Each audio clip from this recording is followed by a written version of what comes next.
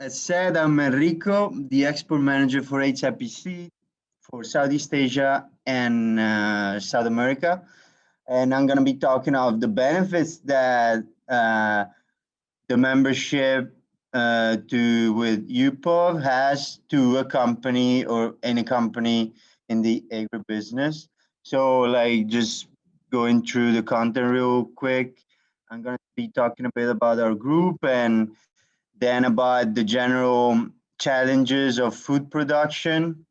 Then I'm going to be describing a little bit the core values of UPOV as we perceive it. And then I'm going to be talking about the licensing contract, which is something that can happen only if in a country that is a UPOV member.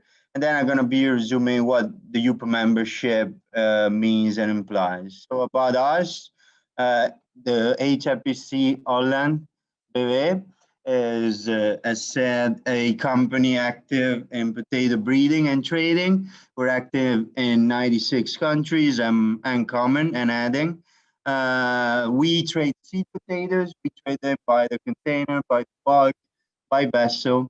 These potatoes are going to arrive to the country of destination, and they're going to be planted to grow more potatoes, of course. We also issue license of production for our varieties.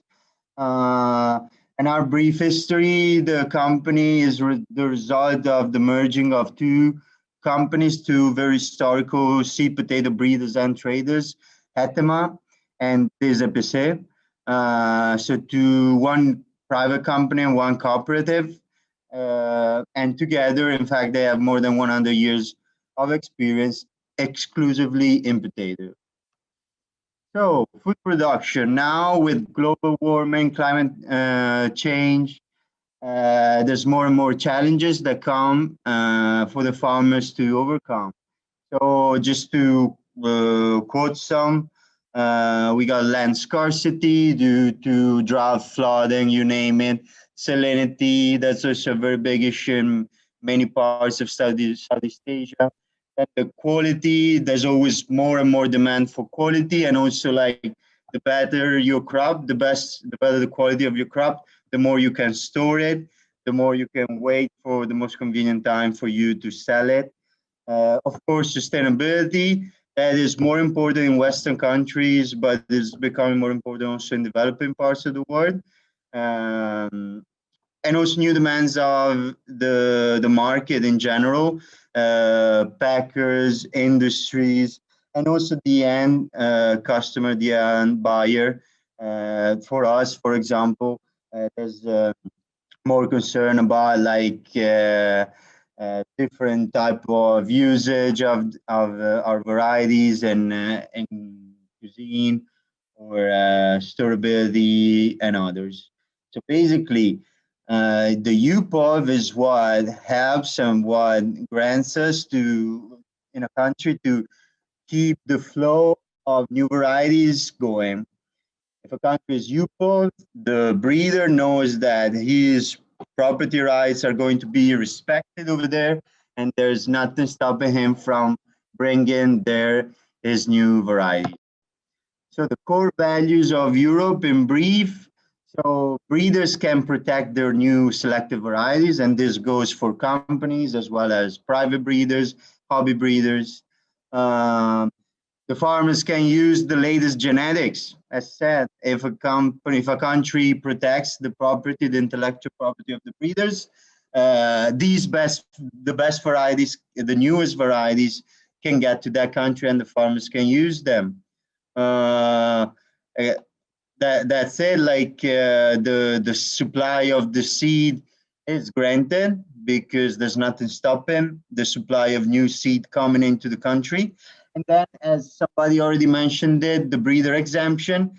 It's an open source model where if I'm a breeder, I can use a protected variety in order to breed a newer variety. And this brings a lot of development in breeding, because when UPOV is in a country, one of the core values is, in fact, the breeder exemption. New varieties can be used to produce newer varieties. And this contributes to the general development of agriculture, of the citizens. Exactly as said. So one thing for us, an example, because there's a lot of objections in countries that are not part of UPOV, because they're worrying that they might be starting to be checked more on farm safe seed. Somebody mentioned right before. By the way, farm safe seed, as far as we are concerned, if it's for self-usage, that is not an issue. The issue starts when somebody wants to sell farm safe seed as seed. In that sense, there's a conflict of property. In fact, like this farmer should not be allowed to sell his product as seed if he's not paying a license. What we do at HIPC, we developed these, we came up with these licensing contracts. The main requirement is, of course, this can happen only in UPOV countries. So in a country where the intellectual property is in fact granted and protected. So this contract is about agreeing with the client on a maximum price that we're going to give him in the next set amount of years, and a minimum quantity that he has to tell us that he's going to buy. Then we agree on a license fee that is a fixed fee that is going to be paid on every metric ton of seed used for the ware productions, for the end production. And this brings several advantages. The newest varieties can be brought into the country, and the maximum price for the farmer can be set so he knows that he's never going to have to spend more than that in the next amount of years that he agrees upon. And also he can choose, we can give a priority. So that means that specific variety is only going to be delivered to him for the next 4 or 5, depending on how many years are mentioned in the contract. So this is a condition that cannot happen in a non-UPOV country. This is an opportunity that brings several advantages to us as a company and also to our client, because priority, because maximum price, because there's an agreement. This agreement that let us plan more in the years, us and the farmer, and so help us schedule our job in a certain way. This cannot be done if a country is not UPOV. So just to wrap it up, what is needed to implement the UPOV system in a country? A good system of registration and listing. So that needs to run smoothly with no problem.